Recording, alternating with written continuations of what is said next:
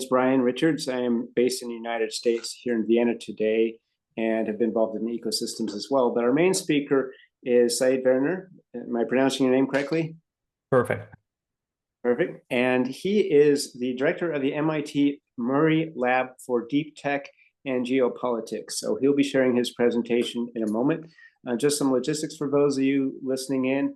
We have a Q&A button at the bottom. So if we have time towards the end and you have some questions, we will try to answer what we can. Also, you may find at the bottom that you have an opportunity to push on the button for captions in case you would like to follow along. You can elect for closed captions for that.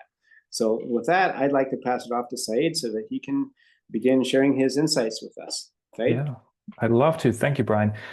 So first of all, maybe as Brian introduced me already, my name is Said. You can approach me in English, but also in German because I'm actually Berlin-based and also German. I'm a strategic projects manager at the Stifteverband's Deputy Secretary General Office. And in addition to that, I have a side job as an affiliate director at the MIT Murray Lab. The Murray Lab for Deep Tech and Geopolitics, that's a Cambridge-based think tank where we focus on teaching and researching the nexus of technology, entrepreneurship, and global politics more recently. But today we will explore, well, it's partly related to global politics, but we will dive into the regional level. We'll explore the concept of regional innovation ecosystems with a minor focus on the role of venture philanthropy at universities in Germany.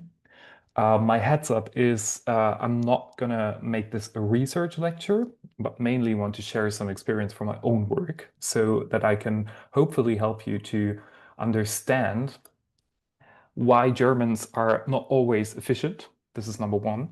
Number two is why not only entrepreneurial innovation is a spiky business, why Munich is worth a visit beyond Oktoberfest, but also why discounters might be more interesting than you thought, and also why you should look for property in a city no one's ever heard of. Hopefully some of you have heard about the city. And finally, why patience is a virtue that is worth learning regarding innovation ecosystems. So first things first, let's start with some prejudices about us Germans. They say Germans don't do small talk, we do efficient talk. Why waste time on the weather when we could solve world problems by lunch, right? I think everyone here knows that probably. But in terms of economic performance, Germany didn't look too efficient recently. So according to the PISA study, German students performed worse than ever in math, reading, and science. In the IMD World Competitiveness Index, Germany dropped 4 places to rank 23 due to weak digital infrastructure and education. Currently, no German university ranks among the global top 25 according to the QS World University Rankings, and the Bloomberg Innovation Index no longer lists Germany in the top 5 for R&D and high-tech enterprises. The Global Innovation Index also doesn't list Germany among the top 5 countries in Europe anymore, and according to the European Innovation Scoreboard, Germany's innovation growth now lags behind EU average. So we could say that's a problem. And I'm going to dive a little bit deeper into that before coming to the actual topic. Because according to the Draghi report, the greater picture is not solely bound to Germany, but apparently the whole European Union. And for instance, if we compare companies younger than 50 years with a market cap exceeding 10 billion US dollars between 2 regions of the world, the US and the EU, if you take a closer look at the big US champions like Apple, Meta, Google, Amazon, Microsoft, Nvidia, maybe Tesla, you'll find all of them are much less than 50 years old and followed innovation-driven entrepreneurial ideas. That is highly risky, a lot of capital involved, but completely new business models in both high-tech and deep-tech sectors. And obviously, I'm exaggerating a bit, but that's what distinguishes them from most European companies that build their value out of small and medium-sized enterprises and long-term growth stories, especially in German engineering or automotive. And the conclusion for Europe and a bunch of other world regions often reads, okay, we have a problem, we have a lack of dynamism, which is self-fulfilling for innovation-driven entrepreneurship. We need more innovation-driven high-growth firms. So we need more innovation. This directly leads us to a very critical question, which is, how does innovation actually emerge? And a very basic way to approach this question would be innovation that's something which is based somewhere between the space for challenges and knowledge. But is innovation merely the overlap of certain challenges and knowledge? That is a question I wanted to stress here. Because if that were the case, wouldn't it just be some sort of a mental exercise of identifying a certain problem and then devising an applied solution? That would sound pretty easy, right? So this pretty much is the thesis followed by US journalist Thomas Friedman in his 20-year-old book, The World is Flat, A Brief History of the 21st Century. It's a great book. I recommend to read it. But I'm starting with that thesis because when I held a similar lecture at Harvard last year, my professors asked me to start with a controversial intro. So that's my controversial issue. Here we go, the world is flat. Um, Based on Friedman's understanding of the impacts of globalization, this is actually a thesis that could be pretty much be the case because he basically presented you could call it a hopeful hypothesis, the idea that innovation, a key driver of inclusive economic growth, could increasingly emerge everywhere, independently of any location, thanks to globalization. So, but what does innovation actually mean for an economy before I want to comment on that thesis? So innovation has to be applied, particularly in competitive markets. Entrepreneurship, therefore, plays a very crucial role in driving innovation because it transfers knowledge and research into patentable assets, which is intellectual property or economically successful business models. And entrepreneurship fosters the creation of new companies and obviously jobs. So the translation would be innovation drives inclusive economic growth through entrepreneurship. So the problem is that all around the world, innovation tends to be concentrated. And if we look at different regions, we'll find that basic resources for innovation, such as IP or sometimes capital, tend to cluster in specific hotspots. So we know about Silicon Valley, we know about Greater Boston, London, Israel, Shenzhen, Bangalore, just to name a few. And these are regions where entrepreneurial innovation and capital converge, often creating concentrated hubs of economic and technological advancements. So the first question is not how innovation emerges, but rather where can we find it? And now commenting on the globalization hypothesis, that said, it's probably noteworthy to mention what's obvious, the world is not flat. Building on Richard Florida's research on the creative class, we could actually say that the world is a pretty spiky place. But from a policy perspective, and that's where my interest goes to, this basically raises two additional questions. Firstly, how can policymakers foster regional dynamics that drive innovation in these kind of spiky hotspots? And secondly, can we even compare these regions if they face completely different challenges? So think about Berlin and Kendall Square in Boston, very different places. Munich and Bangalore, very different places. Silicon Valley, Siberia, very, very different places. It's funny because MIT's Regional Entrepreneurship Acceleration Program once worked with a team from Siberia. And no matter how big our German challenges are, I guarantee Siberia's are even bigger. And governments around the world are increasingly interested in these kind of questions. And in their search for answers, they've adopted a term from regional studies, a concept they pretty much see as a Rosetta Stone for translating innovation into economic growth. And we're obviously talking about ecosystems, or more specifically, entrepreneurial ecosystems or innovation-driven entrepreneurial ecosystems, depending on the entrepreneurial focus you look at. And some scholars have already called this the latest industrial policy blockbuster. And it's true because despite its inflationary use, the term remains very poorly defined in political discourse, and its practical action-oriented application is still very unclear. So what does it really mean, and how can ecosystems be effectively leveraged for inclusive economic growth? That's a key question.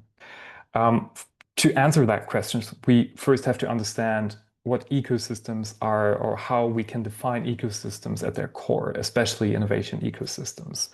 From my perspective, ecosystems are relational networks of entrepreneurial stakeholders, and a more research-related definition would be they consist of diverse, interconnected stakeholders within a specific spatial region whose entrepreneurial interactions generate spillover effects, ultimately accelerating new entrepreneurial activity.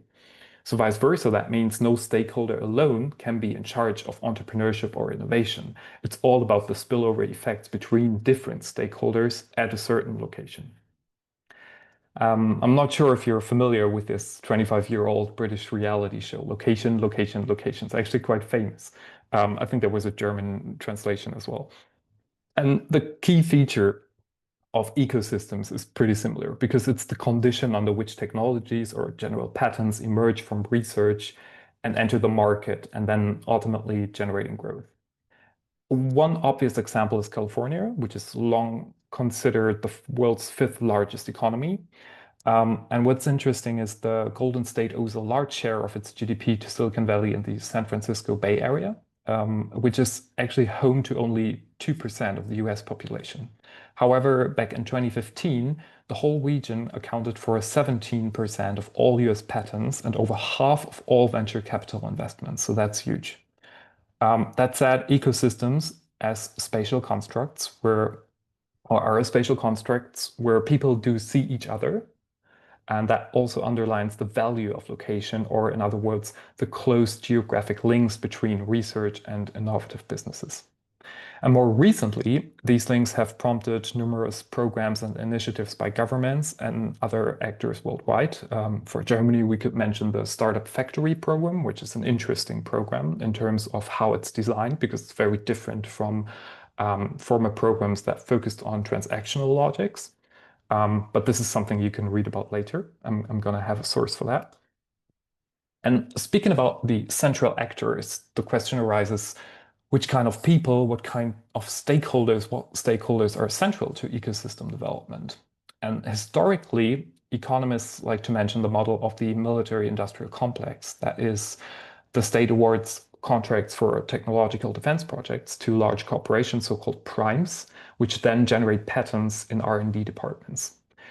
And since the 1990s, we've witnessed a shift in the role of universities where the acceleration of innovation departments through R&D departments, or innovation development through R&D departments and patents, has been increasingly recognized as a core component of what a university is doing.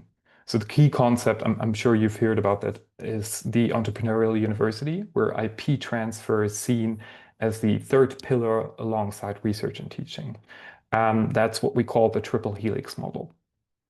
However, in the early 21st century, long-term observations indicated that public R&D funding was steadily declining, while internet entrepreneurs at the same time started to develop digital innovations and software startups at an unprecedented rate. So that is why next to universities today, the inclusion of entrepreneurs and their funding mates, the venture capitalists, is key to the ecosystem model. So that's enough with theory for now. Let's talk some facts. I wanted to share a story or some insights from places I've worked with. And a great best practice is Munich, where during Oktoberfest, over 7 million visitors didn't just drink a record-breaking 6.9 million liters of beer, but equally record-breaking is the performance of the Technical University of Munich. And that is with, I think, more than 50,000 students, the largest technical university in Germany. It's ranked, I think, number 28 in the QS World University ranking, and it has a lot more to offer. So let's just say it's pretty much the FC Bayern Munich among German universities. And I actually happen to call TOM the Bavarian MIT because, well, I happen to uncover that they stole the logo. But the more interesting story I wanted to share is about the people. So this guy, named Thomas Hoffmann, for instance, became TOM president in 2019. And he made massive investments in TOM's ecosystem and expansion strategy, and among others, was named German University Manager of the Year in 2023. And shortly after, he secured the largest private funding for a public university in German history. So that's why we could call him a lucky duck. And to give you an idea, this investment included 41 new professorships with an operating guarantee of at least 30 years. So while there's no official sum, we can easily estimate that this funding was probably worth around 100 to 200 million euros. And the funding came from the Dieter Schwartz Foundation in Heilbronn, where TUM has been operating a rapidly growing second campus for several years now, which I will come back in a moment. But besides being a great school, what TUM is best known for is its entrepreneurial powerhouse, Unternehmertum. Unternehmertum, which translates into English as entrepreneurship, which is quite nice, is TUM's legally outsourced entrepreneurship unit. Today we would call that a startup factory as well, but it was basically the blueprint for the startup factory program. And it operates over 400 employees as a private firm. And obviously, outsourcing provides a major advantage in a highly regulated environment like the German higher education sector, because you can technically enable equity and even VC investments. You can offer more competitive wages. You can provide scholarships for startup founders working in multiple co-working spaces. And you can do a lot of things the university can't do by itself. On average, Unternehmertum spins out 80 startups per year, including high growth examples such as Celonis, Flix, and also ISA Aerospace. And also offers numerous programs to connect startups, industry leaders, family businesses, and the German Mittelstand, bridging innovation across different sectors, so to say. It has 12 TUM venture labs that are connected to the broader ecosystem, which are smaller but comparable to the MIT Media Lab. They focus on specific domains such as biotech or artificial intelligence and follow recommendations by my Copenhagen colleague, Professor Mercedes Delgado, who proved that over time, startups tend to concentrate on specific industry clusters, the more advanced an ecosystem is. So these TUM Venture Labs concentrate on topics that are bound and linked to that specific industry clusters. Additionally, Unternehmertum has established its own venture capital fund, UVC Partners, and it offers an IPO advisory service, which is a pretty big USP among German universities or university-connected organizations. UVC has a volume of roughly $400 million. And although that's a little bit less than the total volume of MIT's The Engine, which is also a university-founded venture capitalist, it's noteworthy that UVC Partners was created 5 years before MIT and Harvard chose to create The Engine in Boston. However, UVC is probably just another factor why the Financial Times recently renamed Unternehmertum as Europe's major startup accelerator. So the interesting question is obviously, how did they do it at Unternehmertum and how did TUM create Unternehmertum? And it all started in California in the 1990s when graduate student Helmut Schönenberger finished a thesis comparing TUM to Stanford University. And one of his major recommendations was TUM needs to create a startup center just like Stanford University has a startup center. In 2002, with prominent support from BMW's major shareholder, Susanne Klatten, who we would refer to as a deal maker, TUM founded Unternehmertum. And today, Professor Schönenberger serves as the vice president for entrepreneurship on Thomas Hoffmann's executive team and basically turned the university's third mission, which is transfer or innovation, into its first. So to wrap that short story up, although Munich is only the second biggest startup hub in Germany because Berlin is a capital city after all, TUM is clearly the most entrepreneurial university with 1 in 10 German deep tech founders and startups founded here. Its profile embraces multi-stakeholder engagement from students, from university researchers, from industry, from venture capitalists, and from entrepreneurs. So pretty much mimicking the idea of the ecosystem stakeholder model. And it's also noteworthy that TUM receives much support from the Bavarian state government, which is focused on accelerating entrepreneurship as a multiplier for long-term R&D. And finally, what we could say is through its corporate dealmakers, TUM serves as an anchor stakeholder for the regional innovation economy, quite comparable actually to MIT's role in developing Kendall Square back in the 1960s. And I'll show you a picture at the end of my presentation. And yet, strategic entrepreneurial leadership by individuals such as Hoffmann and Schönenberger is a key driver in the creation of ecosystems, because without a strategy and the people that drive a strategy, you'll never get funding. Funding, however, is quite important in creating entrepreneurial ecosystems. And since the 1960s, it's mostly coming from private players. I already mentioned that. Just a note, this is US data, but it follows a global trend. back in 1964, the US government accounted for 67% of domestic R&D investments, while the private sector contributed for roughly 31%. And by 2020, this trend had completely reversed. Now the private sector is responsible for 73% of R&D investments, while the government contributed only 21%. At the same time, modern innovations, especially in deep tech, are becoming increasingly more capital intensive. So that said, beyond universities and individuals like serial entrepreneurs or deal makers, corporations are playing an increasingly important role to boost innovation ecosystems. And this is where my second and last story begins. Looking at the corporate side, I'm not sure if anyone noticed this story. I held this presentation in the UK as well. Tesco is better known there.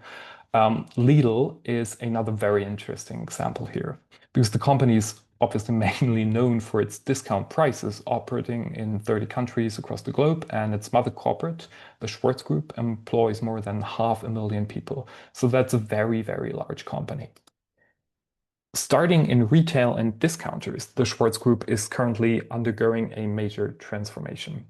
So their goal is to become the European version of Amazon for cloud and digital services such as cybersecurity.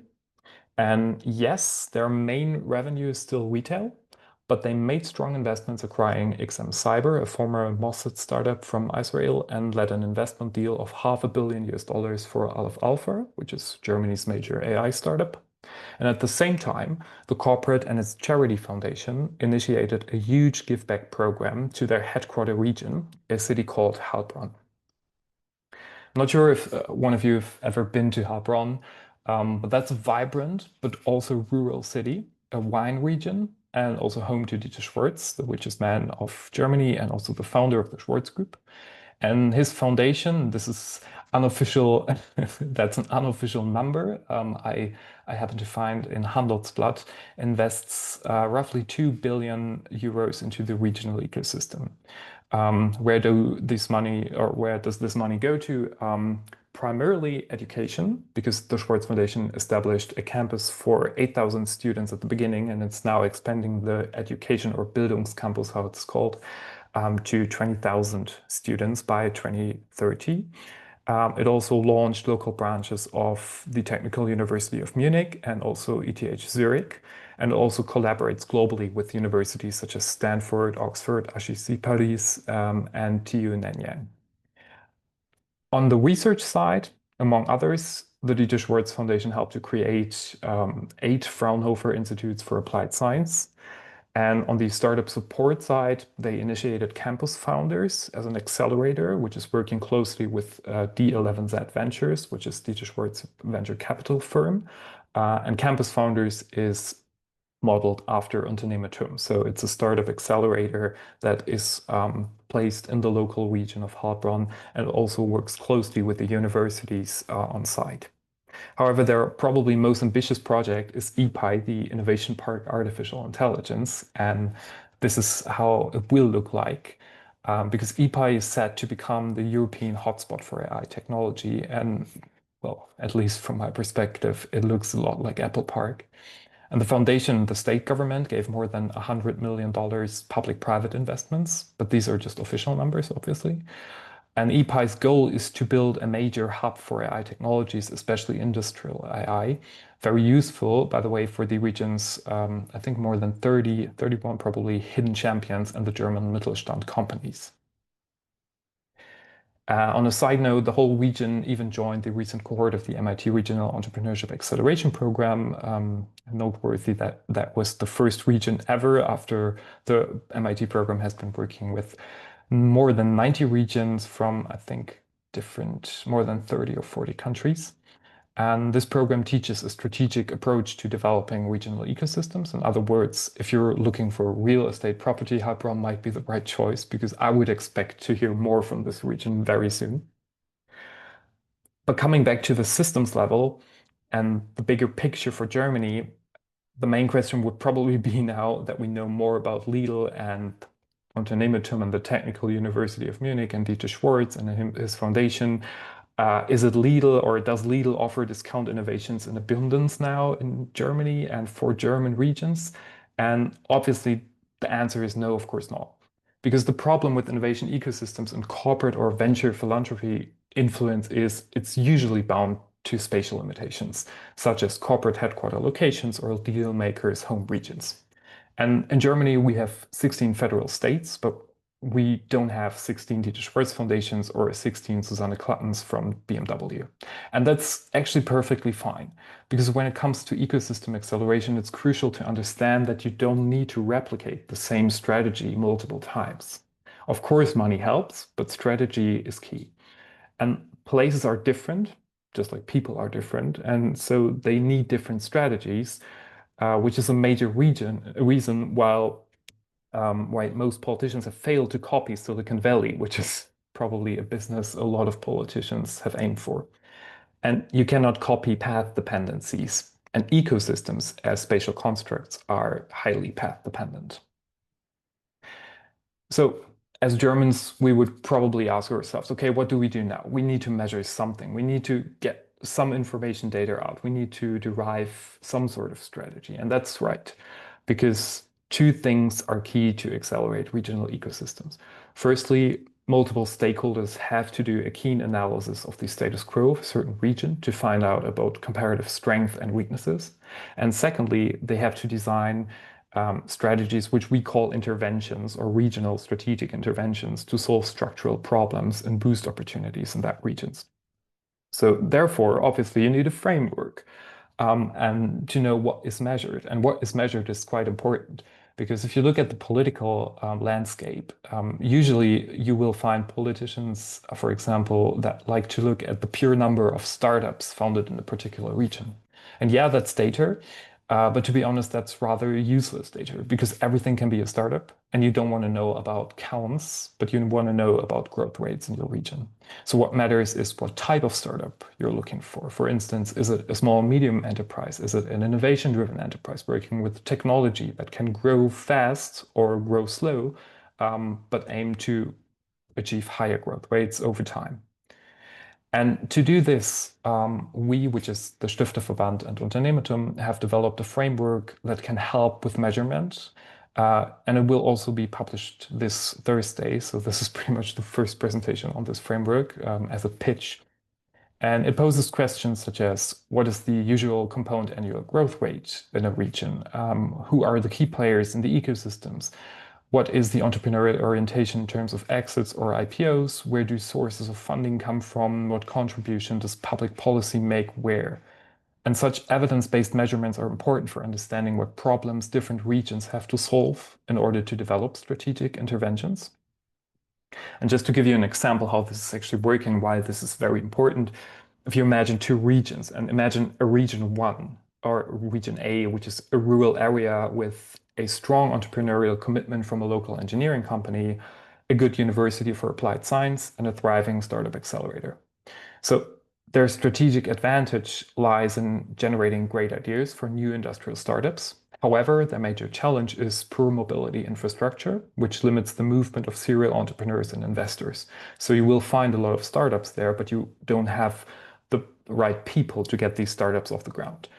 A solution could be they need political support to improve public transport infrastructure, enabling entrepreneurial and investor mobility. And now, if you consider a region B, say based in one of Europe's largest metropolitan areas, which has excellent mobility infrastructure, a high density of high growth IT Mittelstand companies, but it lacks things like a university. This region lacks a science hotspot, making it difficult to foster innovation-driven entrepreneurship through research. And a solution could be instead of investing heavily in mobility, which they already have, they need an academic institution that can collaborate with the local IT companies. So they have two options. They could probably found a new university, but that's costly. And alternatively, they could partner with an existing university nearby, a feasible option thanks to their strong mobility infrastructure. So what I'm trying to say is the key takeaway is that different regions require different ecosystem strategies. And for policymakers, this poses a major challenge because politicians often struggle to develop tailored solutions and instead rely on one-size-fits-all solutions because, well, to be honest, tailored interventions can take time, and sometimes they take more time than a single legislative term. However, in Germany, it's crucial for us that we should not quit the long game and take this time to build up our own ecosystems, because the results of strategic development of ecosystems might indeed be very surprising. And coming to an end, what I wanted to share is another construction site. This is Kendall Square in Cambridge, Massachusetts, as of today. The region has been named the most innovative square mile on Earth multiple times, and it's well known for its vibrant startup ecosystem. So just to give you an imagination, in 2014, startups founded by MIT alumni only employed 4.6 million people across 30,000 companies and generated roughly $1.9 trillion in revenue. So that's nearly half the size of the German economy. And so in this lecture, I try to explain that it is indeed possible to strategically accelerate innovation through entrepreneurial ecosystem building. And Kendall Square is a great example if you know what it looked like less than 60 years ago. And this is the exact same picture 60 years earlier. And what Kendall Square managed to do is to develop this region into a vibrant innovation ecosystem, not only because one big company did something, or MIT or even Harvard started to develop strategies. No, what they did is they managed to develop this ecosystem because they were able to let different stakeholders work together. And of course, there was a lot of money involved too. And some success stories within that happened probably by chance. But what I'm trying to say is no one alone is in charge of innovation or entrepreneurship, and ecosystem creation is pretty much a team sport. And you can read more about this in the upcoming publication on Thursday. And with that, I will leave you to any Q&A that might be available. Thank you.